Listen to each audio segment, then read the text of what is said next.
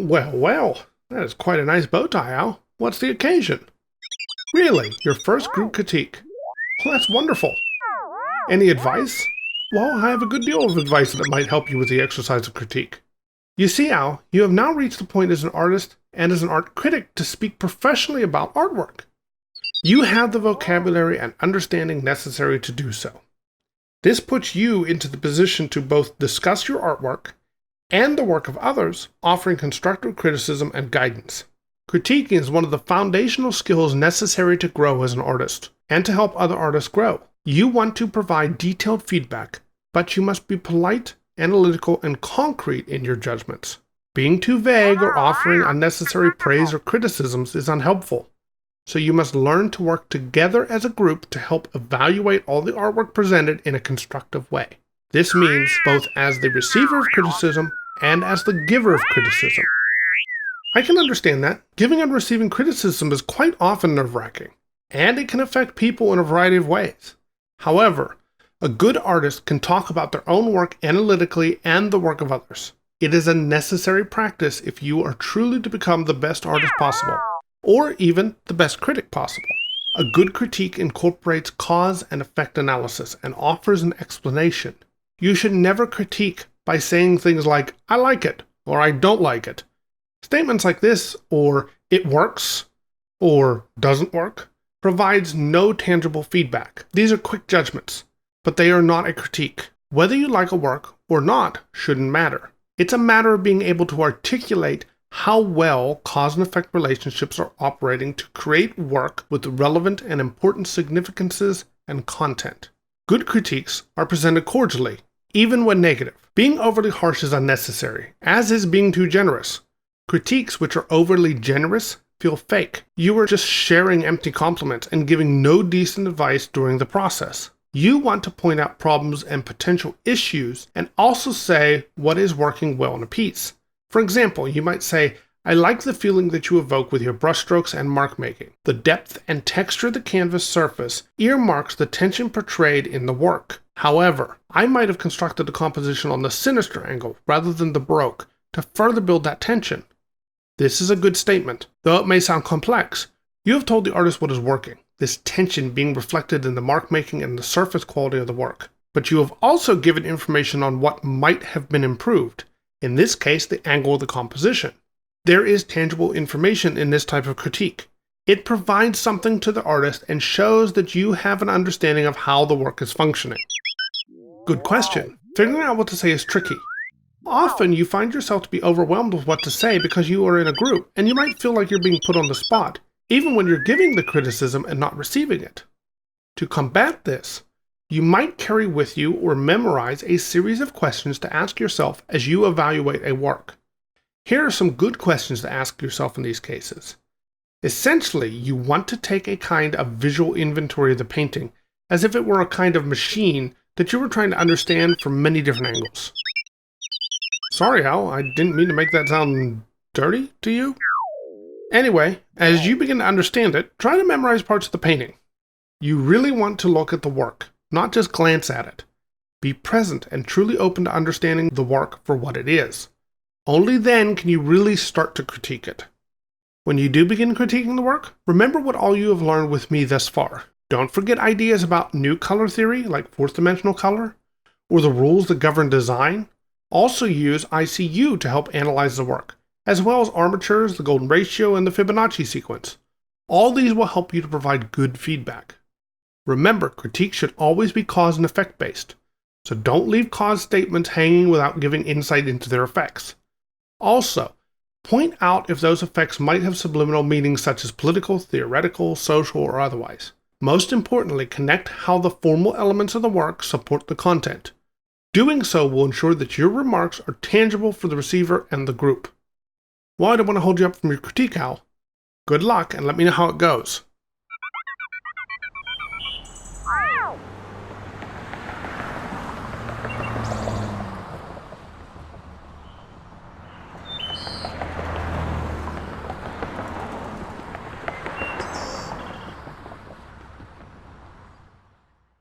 Ah, Al, how did it go?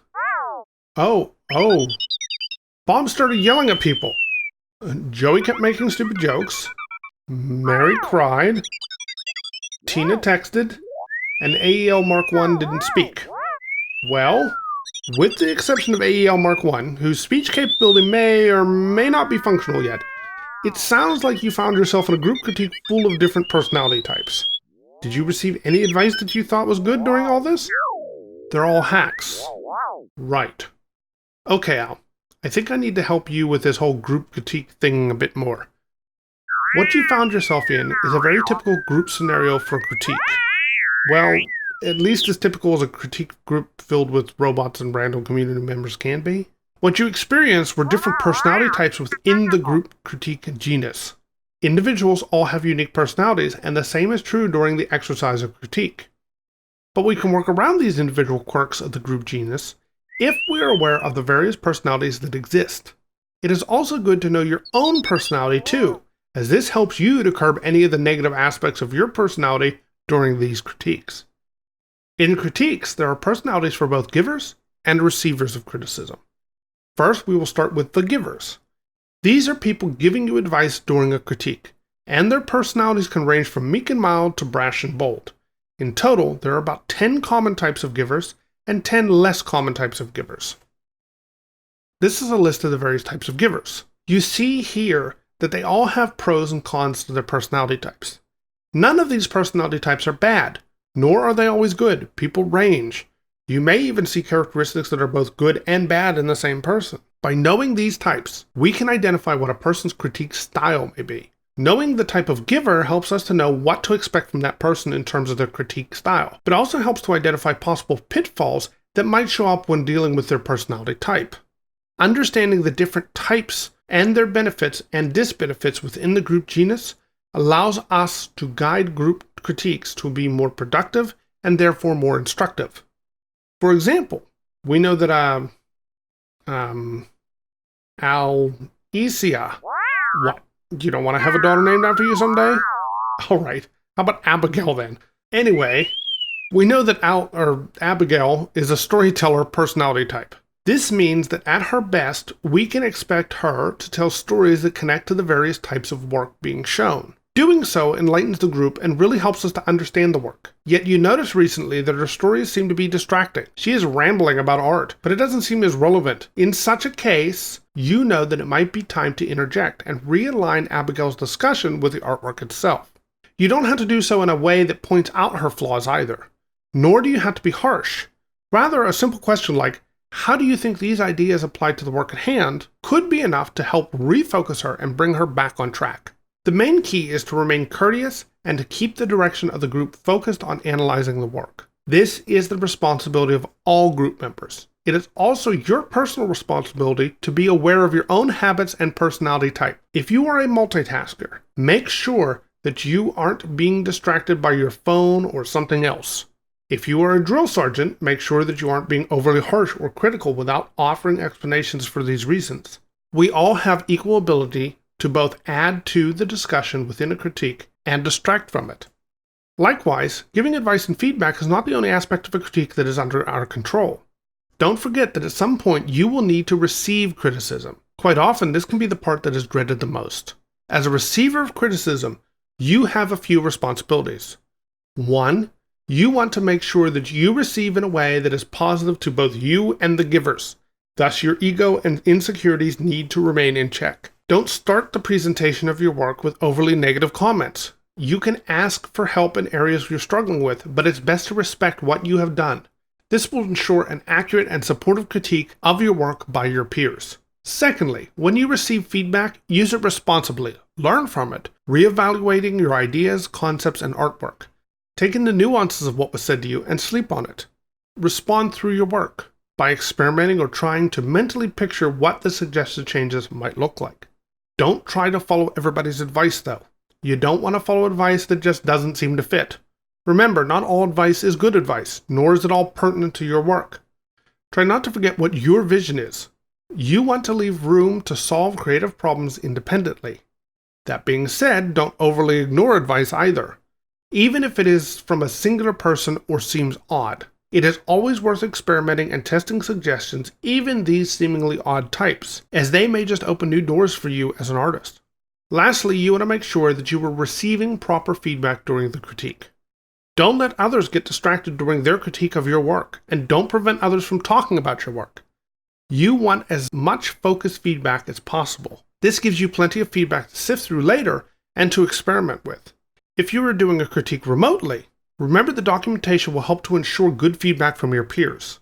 You should have work presented in a professional-looking setting with overhead lighting.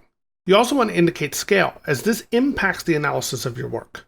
A good rule to follow is to have one image with scale, one without, and a few detail shots of the work's surface. This helps those giving the critique to provide the best possible feedback, as they need as much information as possible since they are not physically present with the work. These points are just part of the receiving process, though. Just as there are different personality traits in giving criticism, there are traits in receiving criticism as well. In total, there are about 6 different types of receiver personalities. Like with the givers, there is a dynamic range of traits within these types. Some accept criticism wholeheartedly, others are cynical, and others try to resist criticism at all costs. The more aware you are of your type, the more receptive you can be to receiving feedback.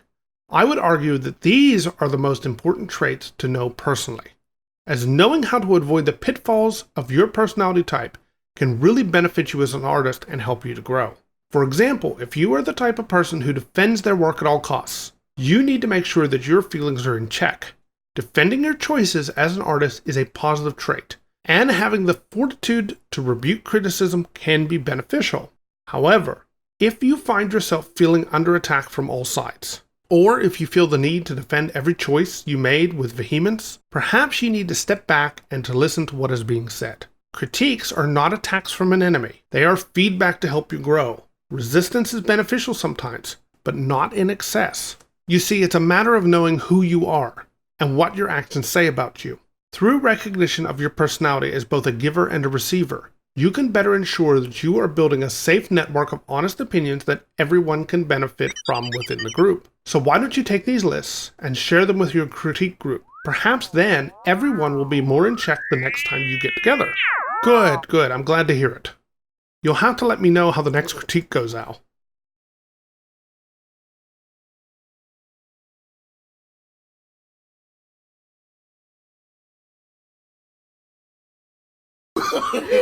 No. We don't make mistakes. We get happy accidents.